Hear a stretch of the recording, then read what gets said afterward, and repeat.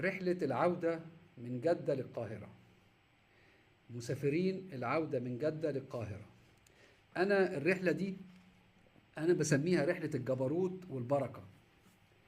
أنت عندك كده تركيبة: معتمرين ومغتربين.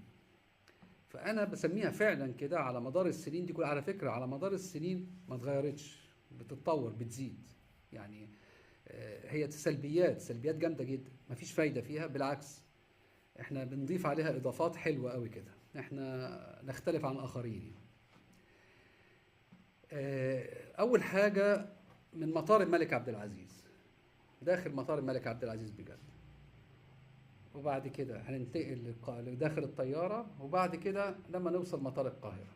داخل مطار الملك عبد العزيز اول حاجه في خناقه كده بتتم عند جالونات زمزم كده. الناس اللي بتغلف وبتكتب بالماركر والكلام ده كله بيحبوا يقفوا قدام السير يعني، مع يعني قافله الطريق على الناس اللي عايزه تحط حاجاتها، وتبقى معركه ولازم يحط الاول وعلم واعمل، وده بتاعي انا يا ابني، ولا ماشي.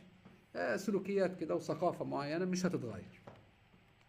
يعني لو ما علمش عليه يبقى ده مش هيتسجل باسمه، او حد تاني هياخده، ما فيش حاجه، ما فيش الكلام ده.